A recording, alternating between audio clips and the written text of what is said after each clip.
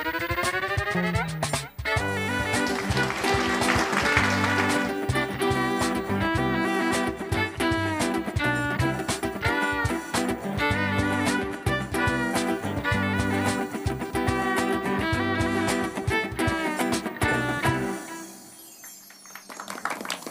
tepuk tangannya. Tepuk tangan terus ya.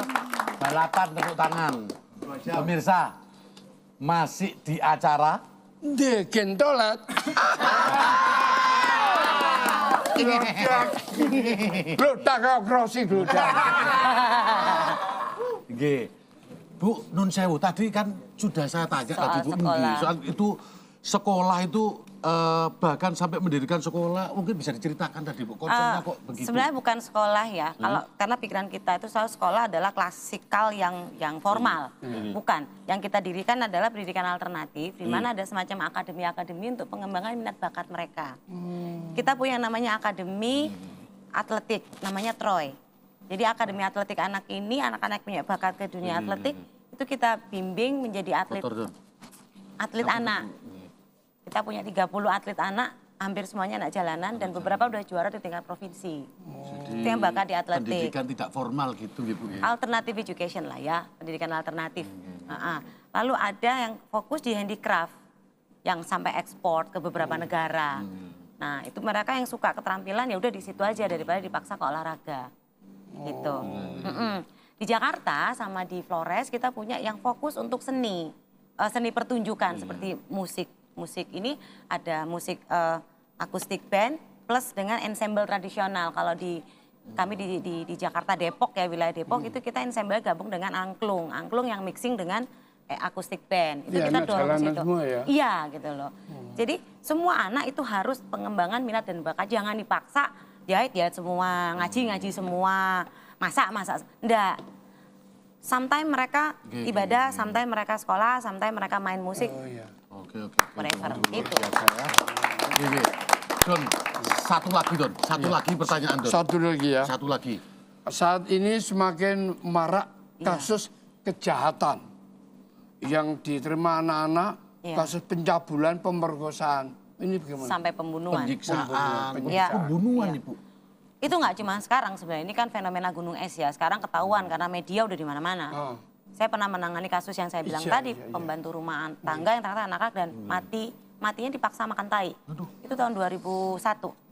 2005 pelaku yang sama, korbannya ada lagi gitu. Kemarin kasus anak masuk kerdus ya, anak kerdus, ya dibeli kerdus gitu loh. Banyak, itu nggak cuma sekarang, dari dulu. Itu karena kita menganggap anak-anak ini objek.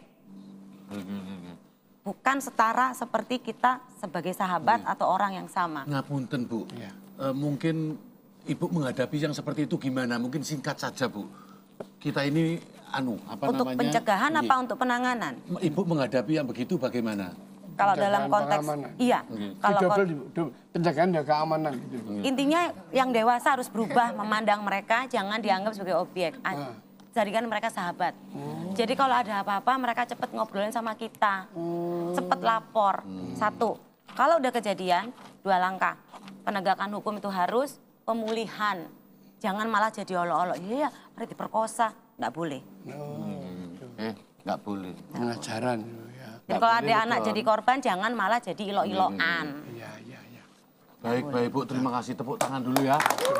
Semangat kita untuk peduli sekali lagi kepada anak-anak ya. Iya. Baik, Don. Ya. Supaya nggak terlalu tegang dong. Ibu tadi kan sudah menyampaikan banyak. Iya. Bu, kita ini mau ngasih kesempatan yang lain supaya tanya-tanya juga. Boleh. Ini namanya suasananya tanya bebas, tanya sembarang. Ya Don ya? Ngadepnya saya kesini boleh ya? Boleh. Tanya sembarang. Kok digegerin nggak enak? Oh iya. Oh iya. Ayo, boleh tanya. Sekarang boleh. Ini dari mana ini tadi? Dari UIN ya. Oh, UIN Sunan Ampel Surabaya. Tepuk tangan dulu. bapak saya salah satu pendiri kampus itu. Oh iya. Coba mungkin ada tanya sembarang. Cak, kepingin takut aku, Cak. Ya. Kena apa gajah iku kok awake gendut, Cak? Gak Kena iso jawab. opo gajah kok awake gedhe. Iya, ayo, Cak. Nek awake cilik menjangan. Ayo betul. Saya mau tanya, Don. Ya. Ikan apa yang tidak bisa berenang? Coba kecepit. Ikan apa yang dia bisa berenang? Ayo. Coba kecepit.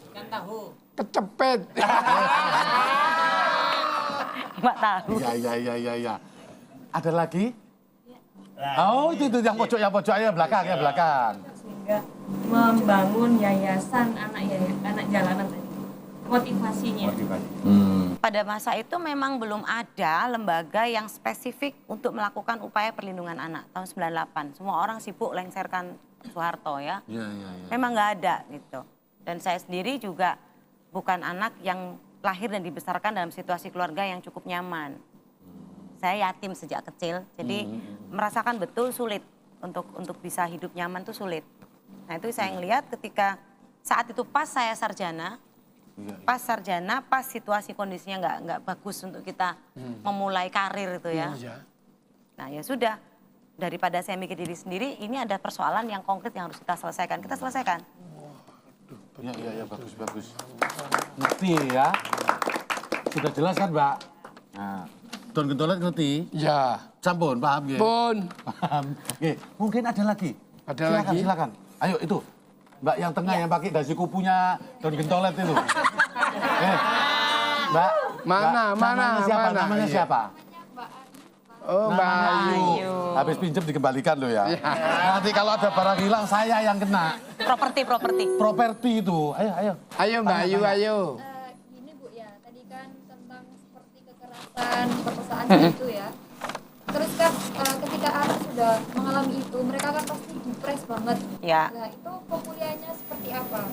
Ada kan kasus yang seperti di Jepang, di Indonesia sendiri juga Banyak. ada kasus ya seperti itu. Pemulihannya gimana? Secara psikis. Ada beberapa tahap. Yang pertama tentu yang namanya basic counseling ya. Counseling tatap muka yang mendasar. Itu lebih ke membuka supaya dia mau mengeluarkan katarsisnya. Sedihnya, marahnya dikeluarin semua. Nah setelah itu ada proses recovery, pemulihan dia bersama lingkungan yang dekat. Saya sahabat, keluarga. Nah itu dulu sama-sama. Nah proses terapi ini yang agak panjang. Jadi ada yang namanya pengalihan energi, marahnya dialihkan. Bisa lewat olahraga, bisa lewat kerajinan, bisa lewat kesenian. Jadi kegiatan yang saya sebutkan tadi sebenarnya itu cuma media untuk pengalihan energi, marahnya itu ke situ. Ada origami, ada musik, ada apapun. Itu ke situ. Sampai proses dia bisa reintegrasi. Reintegrasi itu diterima kembali oleh lingkungannya. Nggak dianggap olok-olok lagi karena dia udah menghasilkan sesuatu yang positif. Tepuk tangan lagi. Don. Jadi seperti itu, harus ada rasa peduli kepada anak-anak kita, generasi kita gitu. Bu, mohon maaf tapi waktunya sudah habis ini, Bu. Tidak apa-apa. Kita akhiri tapi untuk kita teruskan lagi lain waktu. Gitu, Don Gentolet. Iya. Terus ya. Dan waktu pasti ketemu. Pasti ketemu. Iya toh? Semangat ya. Pemirsa, terpaksa kita berpisah tapi untuk ketemu lagi ya. Tetap di acara The Gentolet.